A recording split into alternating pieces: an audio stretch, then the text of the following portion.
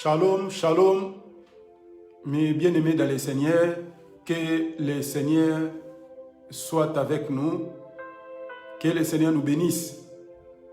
Celui qui a permis, nous soyons encore présents pour partager la parole de notre Seigneur.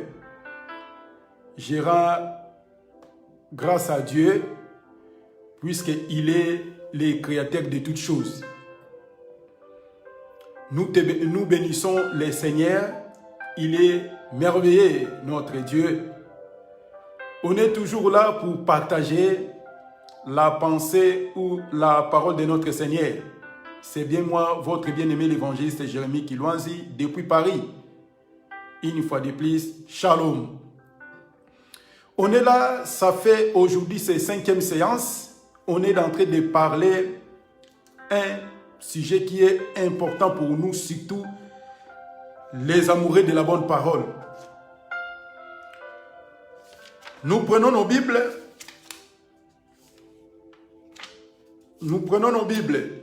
Proverbe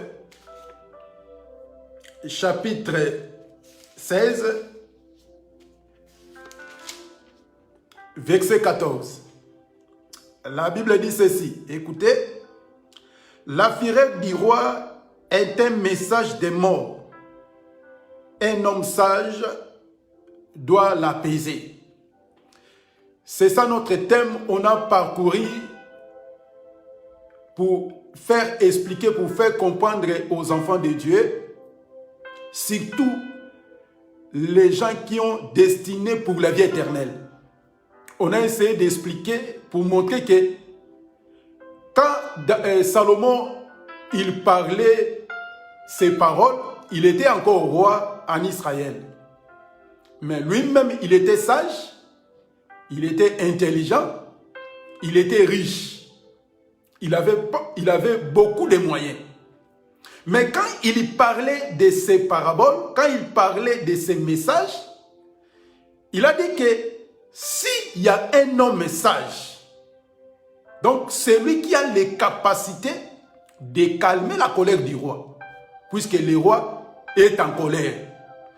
Donc, c'est-à-dire, un homme sage, celui-là qui va venir, puisque c'est lui qui connaît comment, quand le roi est en colère, quand le roi il prend la décision pour tuer les gens, donc, c'est-à-dire, un homme sage, celui-là, il a la possibilité d'apaiser la colère.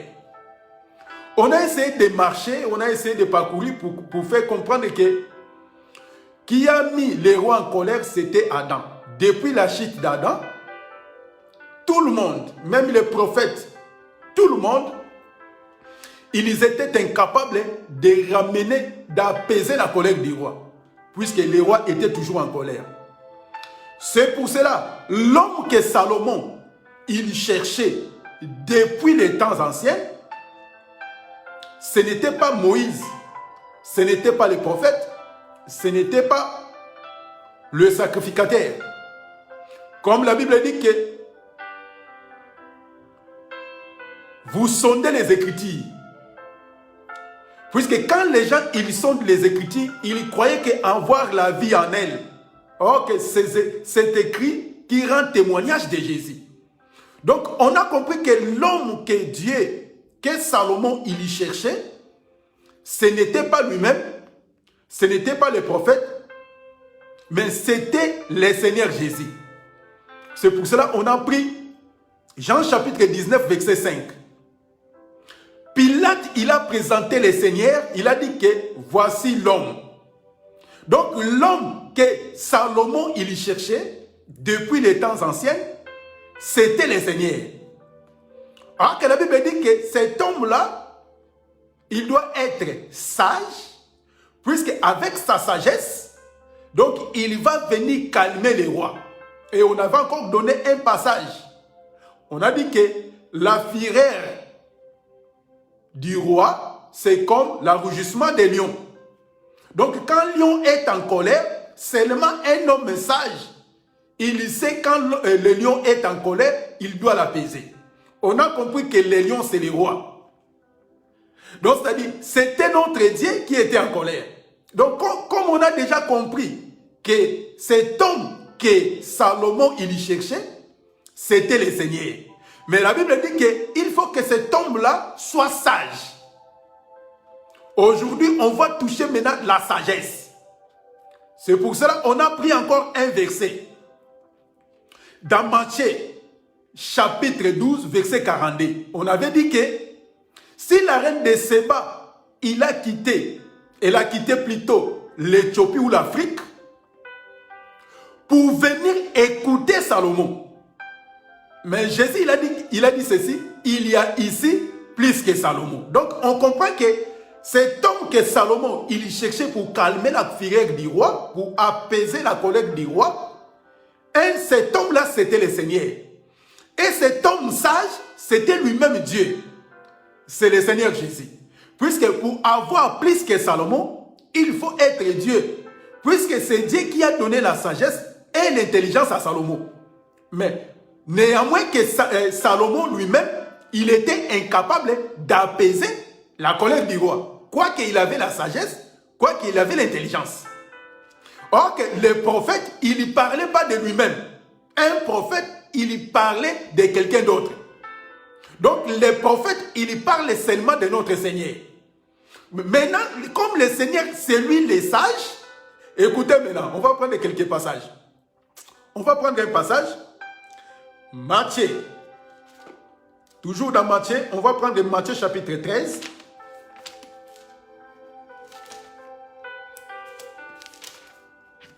Prenons nos Bibles. Matthieu chapitre 13. On va prendre le verset 54. On va descendre un peu. Peut-être qu'on va s'arrêter à 58, mais nous, on va prendre quelques passages. Matthieu chapitre 13, verset 54 à 58. Mais nous, on va lire quelques passages. Matthieu chapitre 13, le verset 54 à 58. Écoutez maintenant. S'était rendu dans sa patrie, il enseignant dans la synagogue. De sorte que ceux qui l'entendirent étaient étonnés, disaient, d'où vient cette sagesse et ces miracles? N'est-ce pas là, fils de charpentier? N'est-ce pas Marie, qui est sa mère? Jacques, Joseph, Simon et Jude, ne sont-ils pas ses frères? On va s'arrêter même là. On prend le verset 54. S'était rendu dans sa patrie, il enseignant dans la synagogue, de sorte que ceux qui l'entendirent étaient étonnés et disaient, d'où viennent cette sagesse et ces miracles? Vous voyez? Donc c'est le Seigneur, c'est lui l'homme sage que Salomon il cherchait. Comme Dieu il était en colère, il poursuivait, il tuait. Les sacrificateurs, même les prophètes, ils ont compris que non, il faut donner des sacrifices. Il faut donner des offrandes pour apaiser la colère du roi. Mais le roi, il était toujours en colère. Le roi, il était toujours fâché, énervé. Écoutez, maintenant, comme il cherchait, c'est pour cela Jean, il a pleuré. Il a dit, personne dans les cieux, mais sur la terre, mais sous la mer, personne, il était incapable de venir donner des conseils, d'apaiser la colère du roi. Puisque le roi, il était toujours en colère. Maintenant, comme le Seigneur Jésus, comme la Bible dit que les gens, il était étonné. Il dit, mais comment? Cet homme-là, il n'a même pas allé à l'école. Il n'est même pas étudié. D'où vient cette sagesse? Ah, nous comprenons que cet homme-là, il n'était pas question d'aller à l'école. Il n'était pas question d'aller en théologie pour prendre la sagesse. Mais c'est lui-même la sagesse. Comme c'est lui la sagesse, et ces miracles, c'était dépasser les pharisiens, les scribes, qui voyaient les miracles, qui entendaient la sagesse. Ils connaissaient la loi. Jésus, il connaissait la loi, les psaumes et les prophètes. Jésus, il connaissait ça. Quand il parlait, les gens étaient étonnés. Et maintenant, pour les minimiser sa sagesse, pour déstabiliser les seigneurs, ils ont dit, mais comment? Lui, il n'a pas étudié. Mais ce n'est pas le fils de charpentier, ce n'est pas sa mère Marie ou ses frères. Là, on peut ouvrir une parenthèse. Quand les gens disent que Marie, elle est vierge, vraiment, mes bien-aimés, soyez un peu sérieux. Marie n'est pas vierge. Elle n'était pas vierge. Elle était vierge avant d'apporter le Seigneur. Après la naissance de Jésus, Marie, il a fait beaucoup d'enfants. Des hommes, il a fait des garçons et des filles. C'est pour cela la Bible est claire. Puisque moi, j'aime la précision de la parole. La Bible dit ceci.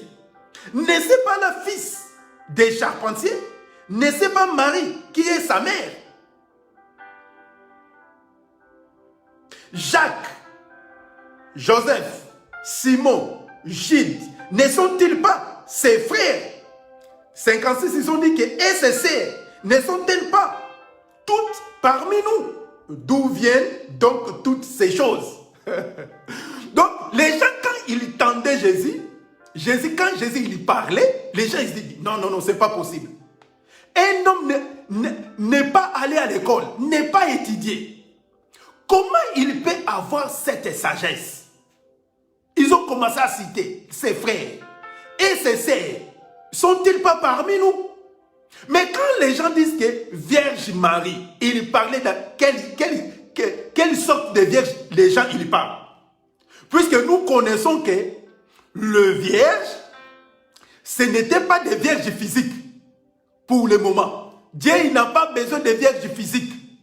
Dieu il a besoin de vierges spirituelles. C'est pour cela même la Bible dit que Dieu nous a fiancés à un seul époux pour se présenter comme des vierges pires. Vous voyez? Donc, c'est-à-dire, quand Marie, les gens disent qu'elle est vierge, les vierges Marie prient pour nous, il commet des erreurs. On ferme la parenthèse. On revient. Donc, Jésus, c'est la sagesse. C'est la sagesse que les gens et Salomon, le roi, ils cherchaient. Ce n'était pas moi. Ce n'était pas quelqu'un d'autre, ce n'était pas un prophète ou un pasteur. Donc les sages, la sagesse que cherchait l'humanité pour apaiser la colère du roi, c'était le Seigneur. Puisque le Seigneur, il connaît bien les rois.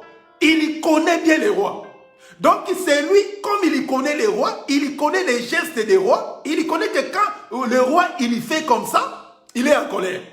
Maintenant, pour calmer la colère du roi, il faut que j'amène ça pour apaiser la colère du roi.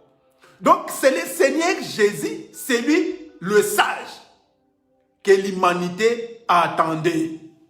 Écoutez encore, on va prendre encore un passage. On va prendre un passage. Je crois que Jean chapitre 7, rapidement. Jean chapitre 7. Jean chapitre 7, verset 15. Écoutez. La Bible dit ceci. Virgule 45. Jean chapitre 7, verset 15, virgule 45. Écoutez. Les Juifs s'étonnaient, disant, comment connaît-il les Écritures, lui qui n'a point étudié? Vous voyez? Donc, quand ils voyaient Jésus parler, ils ont dit, oh. Ils ont observé, ils ont regardé dans toutes les écoles. L'école, c'était judaïsme. Ils ont regardé Jésus assis dans le judaïsme. Jésus n'était pas là. Mais pour avoir la connaissance, il faut que, puisque c'était des escrits, les pharisiens, comme Nicodème, c'était des enseignants, les docteurs de la loi. C'était d'enseigner, d'apprendre les gens la loi mosaïque. Mais les Juifs, quand ils regardaient, ils ont dit que, oh, Mais cet homme-là, il n'est pas allé à l'école. Il n'est même pas étudié. Vous voyez? Maintenant, ici, nous comprenons que pour avoir la connaissance de Dieu, pour avoir la sagesse de la parole, il n'est pas question d'aller en théologie. Il n'est pas question d'aller à l'école pour apprendre. Puisque c'est Dieu lui-même qui enseigne ses enfants. Vous voyez? Et il croyait que Jésus, pour avoir la connaissance, il faut aller à l'école. Il faut s'asseoir dans le judaïsme, dans les théologies, pour aller apprendre les Écritures, pour aller prendre la connaissance. Vous voyez? Donc la théologie, il peut te donner l'éducation, il peut te donner l'instruction pour l'organisation.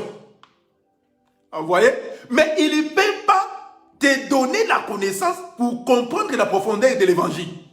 C'est pour cela les théologiens, ils enseignent des gens que c'est dans la Trinité. Alors que la Trinité, c'est diabolique.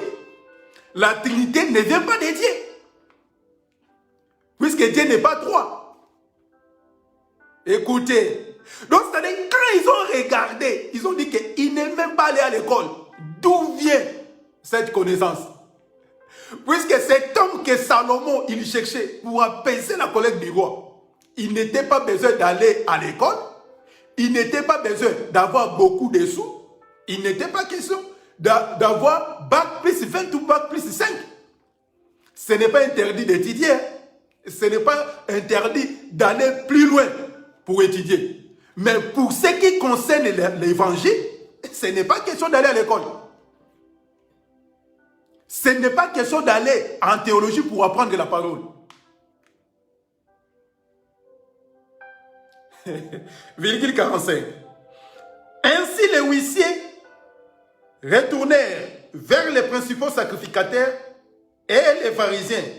Et ceci leur dit, pourquoi ne l'avez-vous pas amené? Verset 46. Les huissiers répondit, jamais un homme n'a parlé comme cet homme. Vous voyez? Donc, ils ont entendu parler de Jésus, la sagesse de Jésus. Ils ont écouté. Ils ont dit non, non, non. On a entendu parler Moïse parler. On a écouté Ésaïe. On a entendu Abias, Néhémie. On a entendu même écouter Jérémie. Tous les prophètes. Les patriarches, les sacrificateurs, les lévites, on a entendu parler, les docteurs de la loi. Mais jamais un homme a parlé comme cet homme. Vous voyez? Donc Jésus, c'était lui le mystère pour apaiser la colère du roi. Avec sa sagesse, quand il va se présenter devant le roi, il va apaiser la colère du roi. Vous voyez cela? Donc, c'est-à-dire, la sagesse, c'est le Seigneur. Puisque celui plus que Salomon, c'est le Seigneur. Mais quand les gens, ils parlent, nous remarquons que même dans les quartiers, même dans n'importe quel endroit, s'il y a des soucis, on va aller chercher des sages. À ce temps-là, Salomon aussi, il avait besoin d'un sage. Pour aller peser la colère du roi. Il n'y avait aucun. On n'a trouvé personne.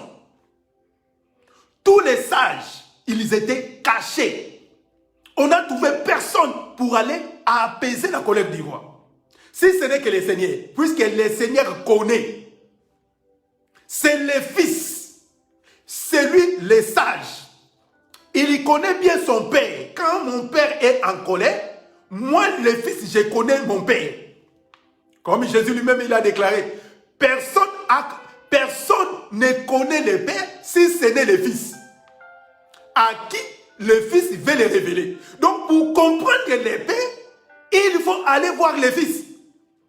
Il faut faire l'appel au Fils, puisque c'est le Fils qui connaît son Père. Vous voyez? Puisque c'est le Fils qui connaît son Père. Quand le Fils, il vient, il va venir expliquer à son père. Il va aller montrer à son père ce que son père il y veut pour être apaisé. Prenons encore un passage. Aujourd'hui, on va s'arrêter là et on va encore revenir pour mettre un point virgule la semaine prochaine. Prenons un passage. 1 Corinthiens.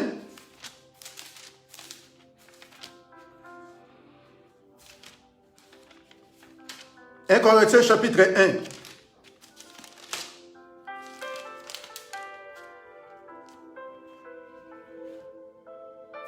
Verset 19. 1 Corinthiens chapitre 1, verset 19. Les gens qui vont lire, ils vont continuer jusqu'à verset 24 ou 25. Mais nous, on va prendre quelques passages. Écoutez.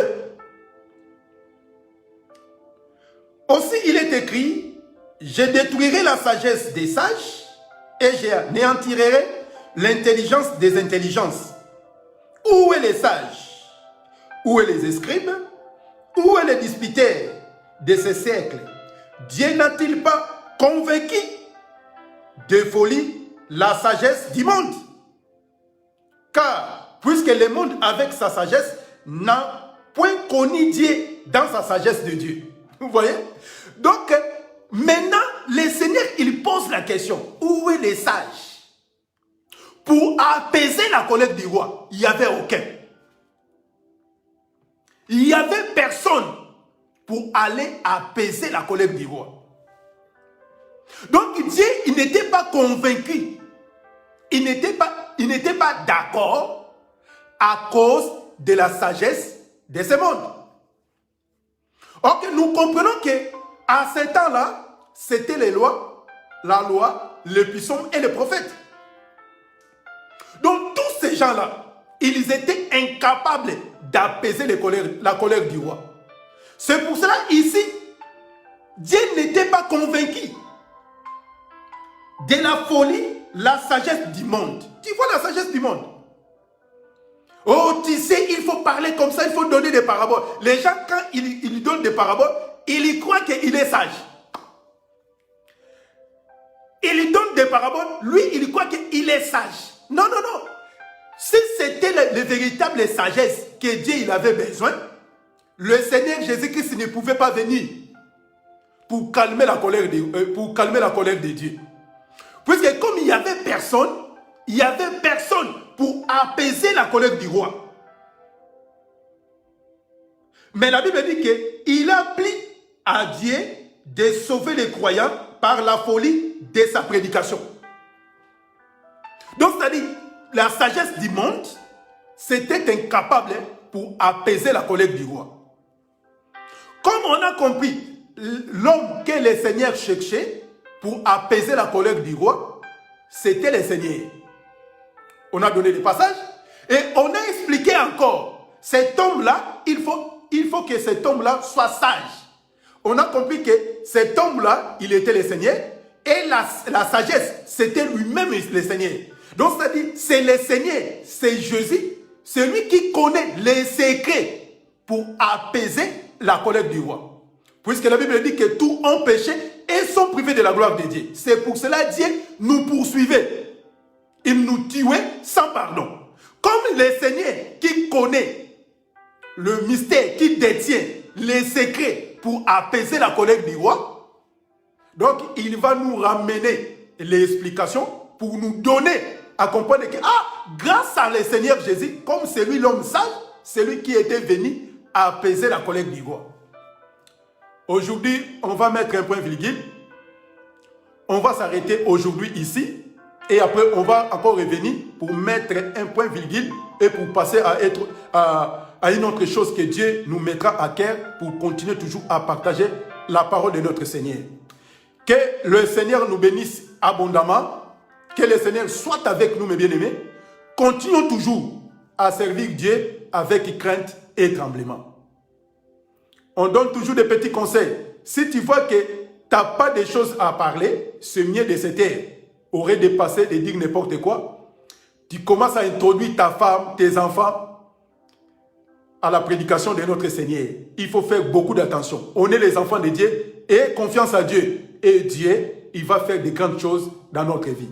Que le Seigneur nous bénisse. À la semaine prochaine. Prions. Seigneur, merci pour ta parole. Je laisse ton peuple entre tes mains. Que cette bonne parole prenne place et nous marchons selon ta parole. Dans le nom de Jésus-Christ, nous menaçons toute plan de l'ennemi. Qu'il soit loin de nous. Au nom de Jésus-Christ. Que la paix, la puissance règne puisque tu es notre papa. Au nom de Jésus, nous prions et nous disons Amen. Que le Seigneur nous bénisse. On se voit la semaine prochaine. Même heure. Que le Seigneur soit avec nous. À très bientôt.